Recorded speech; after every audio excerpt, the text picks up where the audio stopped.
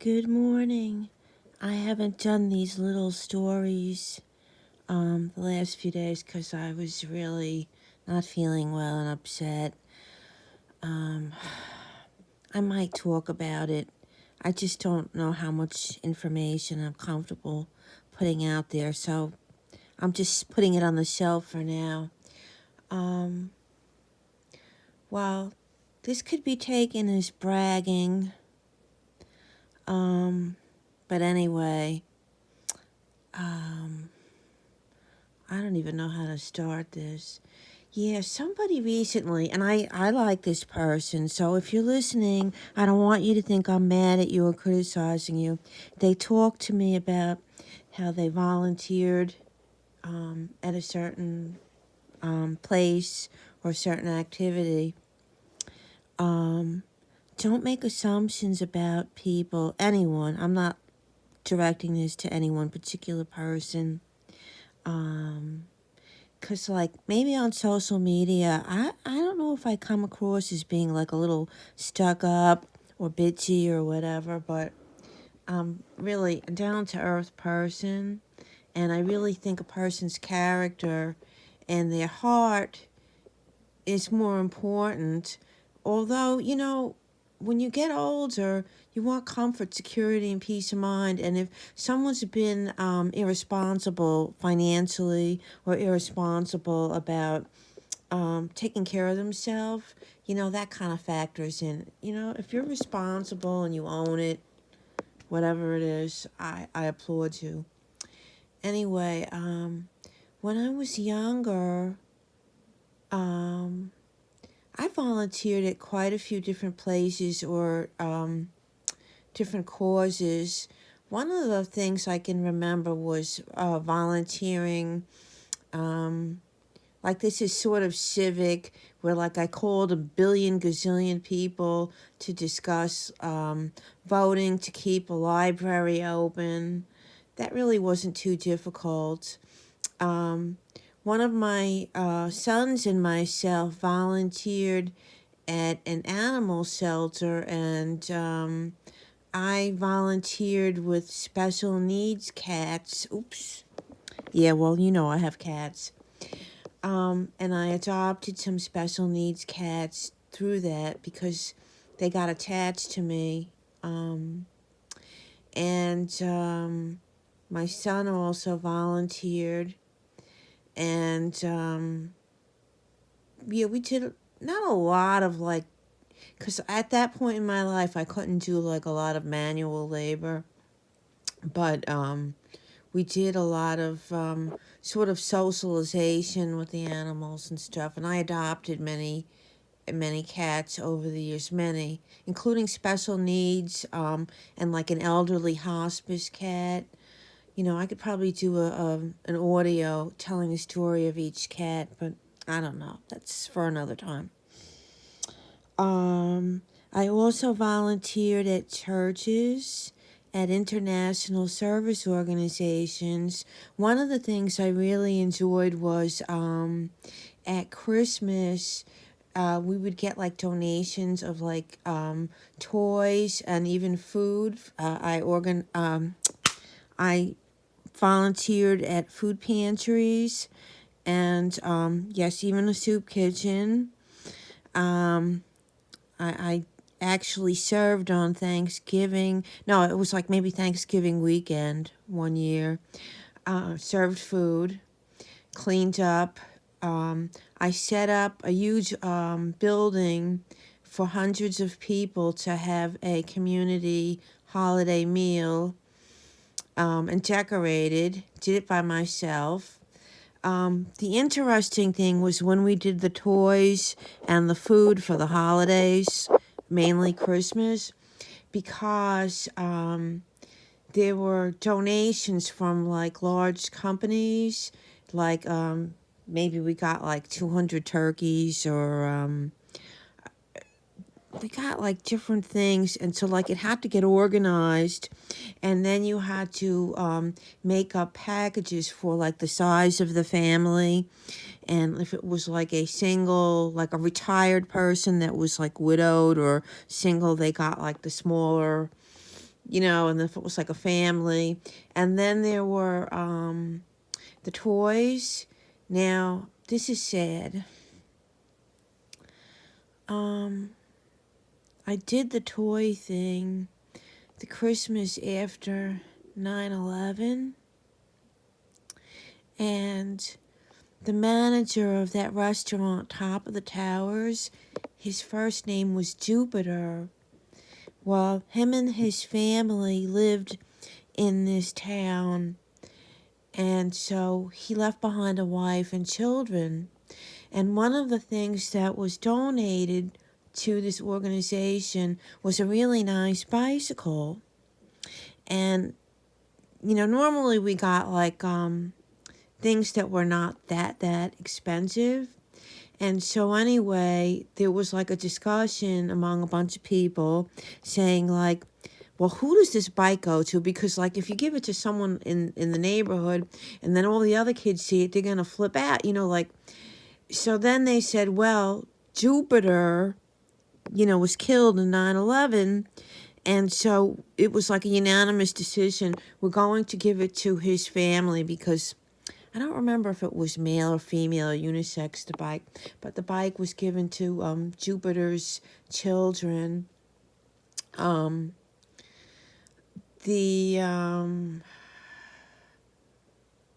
the soup kitchen thing, I wouldn't say it was sad. It was, the food pantry, that was like mostly just with the holidays that I did that. The church volunteering, I enjoyed actually dealing with the people that we volunteered for, like that we helped out. I don't want to say what categories of people, but I found that some of the people that were beside me were, I don't know, not so nice. I did meet a really nice lady who started volunteering right after 9/11. And she had just retired, and we became really good friends. She was older than me, and she started a Red Hat group afterwards that I was like involved in.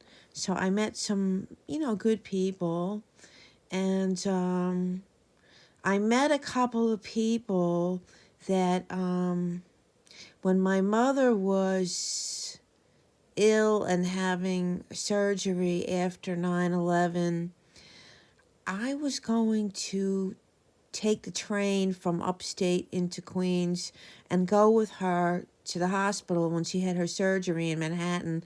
And these two gentlemen rode me into Queens.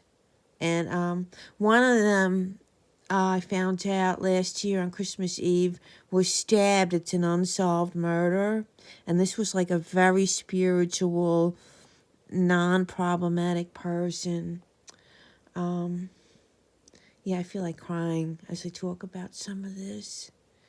Some of the volunteering I did also was with children, like youth groups. God, there's so much of it.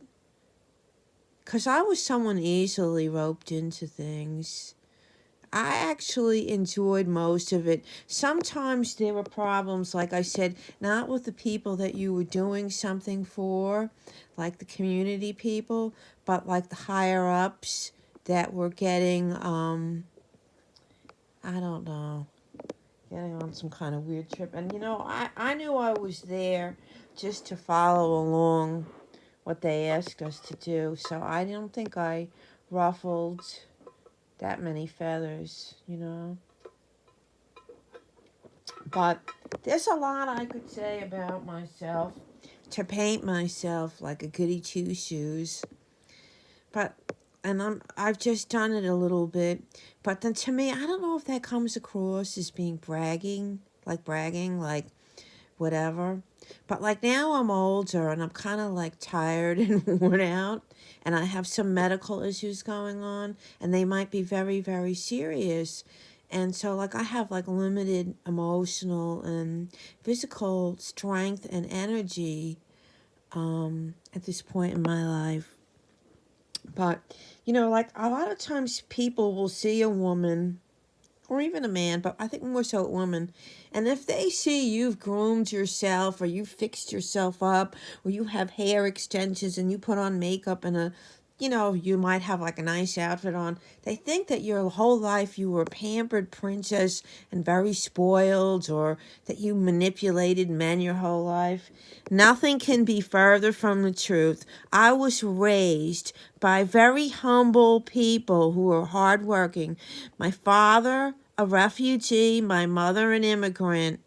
My mother was a very beautiful woman. You could see that in the pictures of her when she was younger. And she was so naive. She never realized how she could have used her appearance to manipulate people. She didn't, because she wasn't raised that way. She was raised just to go one meal to the next and survive. They really knew starvation back then.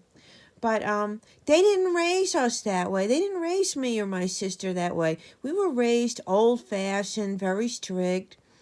We were not raised to be social butterflies. We were raised to do housework, to work, to have an education, to take care of our children and our families, and to be, members of the community. My father was very heavily involved in the Ukrainian church that we grew up in. And, you know, people just make assumptions. I had times in my life where I didn't own a stick of mascara.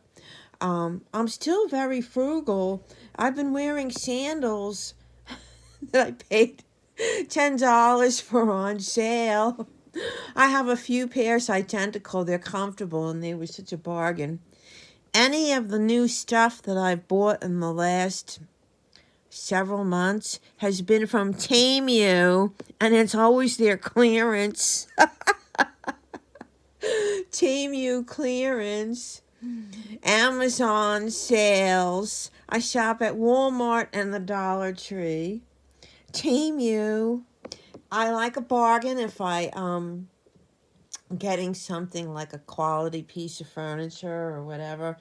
I look for sales.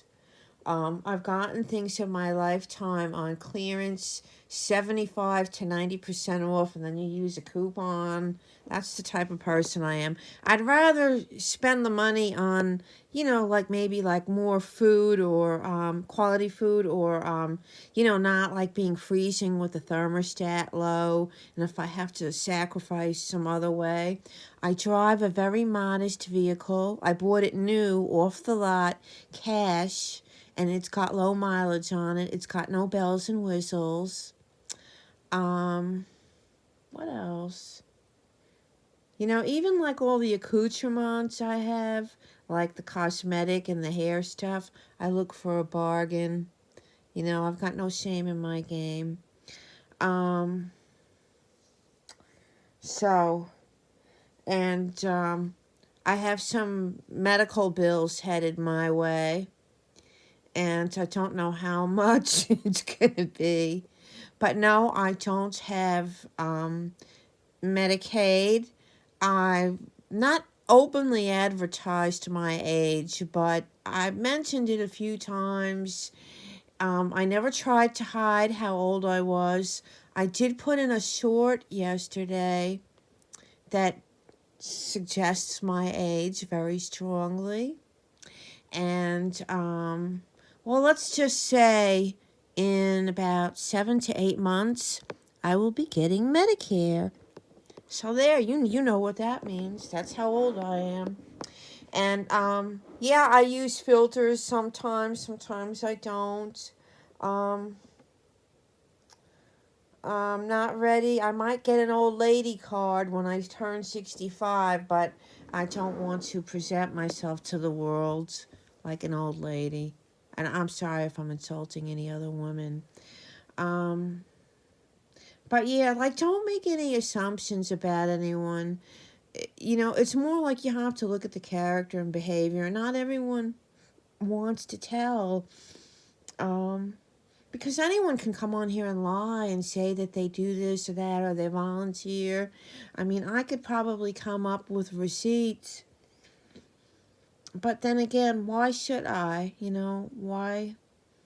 I don't know if I have any. I have some things that I could dig up. Um, I have things that I could dig up. But why should I? I shouldn't. I did show like a picture not too long ago, without showing like the name of like a bunch of prescription bottles, like to say, well, you know, I'm not making this up about any kind of illness that I don't have a definitive diagnosis on yet. I would love to tell the story of what just went down last week, but a lot of it is like medical and gross, and I think it might. I dropped some hints to one woman that was inquiring. Very sweet young lady. Um, anyway, this is kind of a boring audio, but don't assume anything about anyone. Sit back and watch. Look at the behavior. Um, and you know what?